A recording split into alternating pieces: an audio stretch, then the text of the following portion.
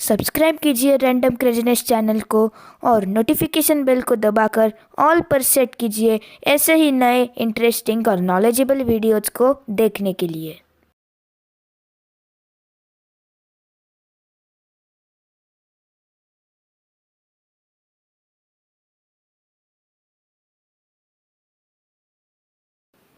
दोस्तों, आपने आपके स्कूल्स में हिस्ट्री तो ज़रूर पढ़ी होगी, लेकिन क्या आपने कभी महाराष्ट्र के इतिहास के बारे में पढ़ा है?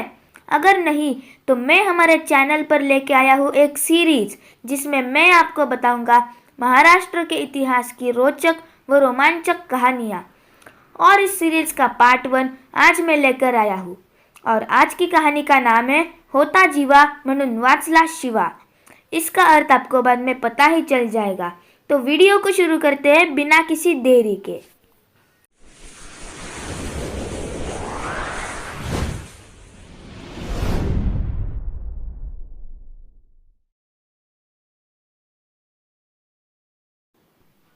दोस्तों, ये कहानी महाराष्ट्र के महान राजा श्री छत्रपति शिवाजी महाराज के बारे में है। 16वीं सदी में श्री शिवाजी महाराज अपने राज्य के विस्तार में लगे थे, जिसे वो हिंदवी स्वराज बनाना चाहते थे। और ये बात दिल्ली में बैठे बादशाह औरंगजेब को बड़ी चुभ रही थी। श्री छत्रपति शिवाजी महाराज एक एक करके औरंगजेब के हाथों से उनके किले जीत रहे थे। राजा औरंगजेब बड़े ही जुल्मी थे। वो श्री शिवाजी महाराज को पकड़ना या मार देना चाहते थे, लेकिन हर बार नाकाम होते थे। बड़े बड़े सरदार ये काम करने में असफल हो गए थे। उस समय औरंगजेब के दरबार में अफजल खान नाम का एक सरदार आया था। ऊंचे और लंबे कद का अफजल खान बड़ा क्रूर था। उसे देखते ही सबको डर लगे ऐसा वो दिखता था। औरंगजेब ने श्री शिवाजी महाराज को जिंदा या मुर्दा पकड़ने के लिए एक बड़ा इनाम रखा था। वो इनाम अफजल खान को हासिल करना था। इसलिए अफजल खान ने ये चुनौती को स्वीकार करने का बीड़ा उठाया। औरंगजेब को भी अफजल खान पर भरोसा था। राजा औरंगजेब ने अफजल खान को अपनी 35,000 की फौज देकर रवाना किया। अफजल खान श्री छत्रपति शिवाजी महाराज के स्वराज पर आक्रमण करने निकल पड़ा। रास्ते में जो भी गांव लगते थे वो हासिल करते करते गांव के लोगों पर जुल्म करते करते धीरे धीरे आगे बढ़ने लगा। जो भी उसके विरोध में खड़ा रहता था उसे वो मिटा के आगे बढ़ रहा था। श्री शिवाजी महाराज को इस धोखे की सूचना मिल गई। अपने स्वराज पर एक बड़ा संकट आ रहा है, इसका एहसास हो गया। शिवाजी महाराज का हौसला बुलंद था। वो बड़े चतुर और मुत्सद्दी थे। वो ये जानते थे इतनी बड़ी फौज का सामना करना बड़ा मुश्किल है। उसके लिए दिमाग शांत रख के कोई तरकीब सोचनी होगी। काम आसान नहीं था। श्री शिवाजी महाराज बहुत ही चालाक और युद्ध नीति में निपुण थे। पूरे सोच विचार के बाद उनके शातिब दिमाग में एक तरकीब आई। उन्होंने अफजल खान से एक शामियाने में अकेले ही मिलने की योजना बनाई। इसमें ना कोई युद्ध होगा, ना ही किसी की जान जाएगी। अफजल खान ये बात जरूर मानेगा। शिवाजी महाराज को इस बात पर पूरा भरोसा था। महाराज ने तुरंत अपने एक दूत के माध्यम से अफजल खान को न्योता भेजा। महाराज के दूत ने महाराज का ये संदेश अफजल खान को पढ़कर बताया।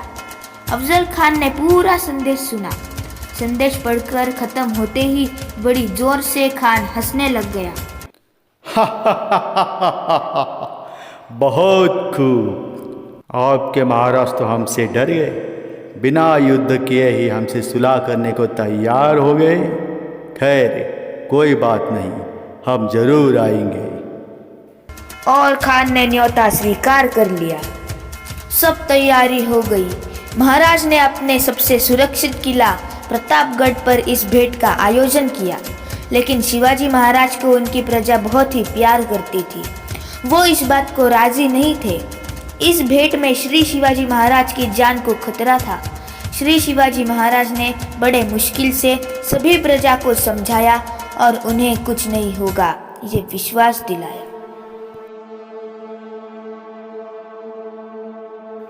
श्री शिवाजी महाराज और अफजल खान की भेंट का दिन तय हो गया और वो दिन था 10 नवंबर 1659। प्रतापगढ़ के बीच वाले मांचे पर एक बड़ा शामियाना खड़ा किया था। अफजल खान पहले ही शामियाने में दाखिल हो गए थे। दोपहर 1 बजा था। महाराज योजना के मुताबिक सब तैयारी करके धीरे धीरे किले के मध्य में जहाँ शामियाना बना था वहाँ चल पड़े। उन्हें ये बात अच्छे से पता थी कि अफजल खान दगाबाज है, वह कभी भी दगा कर सकता है। इसलिए उन्होंने खुद की सुरक्षा के लिए बाघ नख नाम का बड़ा ही घातक हथियार अपने कमर के बाजू में छुपा कर रखा था। वो समय आ गया था। सभी ओर शांति छाई थी। हवा भी जैसे रुक गई थी।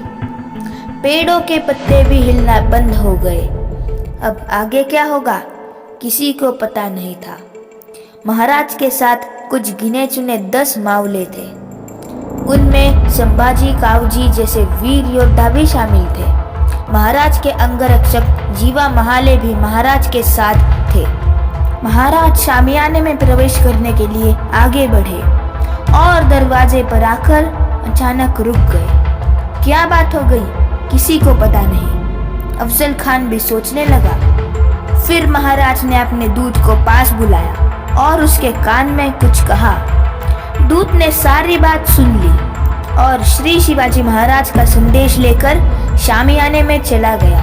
वहाँ अफजल खान और खान का अंगरक्षक सैयद बंडा था। दूत ने खान को बताया, महाराज चाहते हैं कि आपके अंगरक्षक सैयद बंडा बाहर जाए, क्योंकि महाराज ने पता लगाया था कि सैयद बंडा बड़ा ही खतरनाक है। अफजल खान ने ये बात तुरंत मान ली। खान को मालूम था कि उसे अंगरक्षक की कोई जरूरत नहीं थी। वो अकेला ही श्री शिवाजी महाराज को काफी है। अफजल खान को अपने ऊपर कुछ ज्यादा ही विश्वास था। सैयद बंडा बाहर चला गया। योजना के मुताबिक सब चल रहा था। महाराज उसके बाद धीरे से शामियाने में प्रवेश कर गए। उसी दौरान श्री शिवाजी महाराज के अंगरक्षक जीवा महाले, जो दांड पट्टा चलाने में बड़े ही निपुण थे, शामियाने के पीछे बाजू चले गए। इधर शामियाने में श्री शिवाजी महाराज को देखकर अफजल खान खड़ा हो गया। अफजल खान इतना बड़ा और लंबा था कि उसके सामने श्री शिवाजी महाराज एकदम छोटे लगने लग गए। महाराज को देख के अफजल खान जोर से हंसा और अपने दोनों बाहें फैलाकर बोला, आओ शिवा, आओ हमारे गले लगो। महाराज ने भी अपने चेहरे पे हल्की सी मुस्कान लाई और अफजल खान के गले लग गए। खान इतना लंबा था कि महाराज का सिर खान के सीने तक ही आया। अफजल खान दगाबाज था। आखिर जिस बात का डर था वही हो गया। अफजल खान ने श्री शिवाजी महाराज की गर्दन अपने बाएं हाथ से दबाई और दाएं हाथ से छिपाया हुआ खंजर लेकर महाराज के पीठ में जोर से वार किया। महाराज समझ गए कि खान ने दगा किया है। उनको इस बात की भनक पहले से ही थी, इसलिए उन्होंने अपने अंगरखे के अंदर लोहे का चिलखत पहन के रखा था और जिसके कारण खंजर के वार से महाराज को कोई क्षति नहीं पहुंची। फिर श्री शिवाजी महाराज ने बिजली की गति से अपने कमर के बाजू में छिपाया हुआ बाघ नख निकालकर अफजल खान के पेट में घुसा दिया और पेट फाड़ दिया। दर्द से खान चीख पड़ा, या अल्लाह, दगा हो गया, मारो, काटो सबको। ये सब सुन के खान का अंगरक्षक सैयद बंडा समझ गया कि अंदर कुछ गड़बड़ हो गई है। भागते हुए सैयद बंडा अंदर आ गया।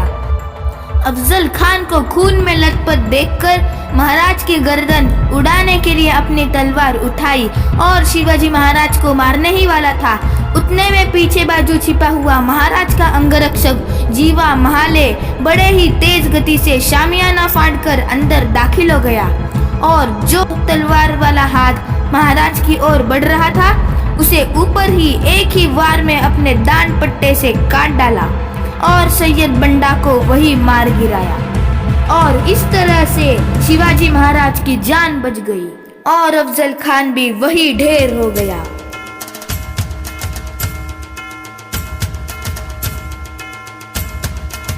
और तभी से मराठी में एक कहावत है, होता जीवा म्हणून वाचला शिवा, जिसका अर्थ है, थे जीवाजी इसलिए बच गए शिवाजी। इस तरह से अफजल खान का अंत हो गया और स्वराज्य पे आया हुआ संकट टल गया। धन्य थे श्री शिवाजी महाराज, धन्य थे उनका हर एक मावला। और दोस्तों, इसी तरह से हमारी कहानी समाप्त होती है। और अगर आपको ये कहानी पसंद आई और अगर आपको इसका नेक्स्ट पार्ट चाहते हैं तो प्लीज़ वीडियो को लाइक करिएगा और हमारे चैनल को सब्सक्राइब करके नोटिफिकेशन बेल को भी ऑल पर सेट करना, ताकि जब भी मैं इसका नेक्स्ट पार्ट अपलोड करूँ आपको पता चल जाए। तो मिलते हैं अगले वीडियो में। जय हिंद, जय महाराष्ट्र।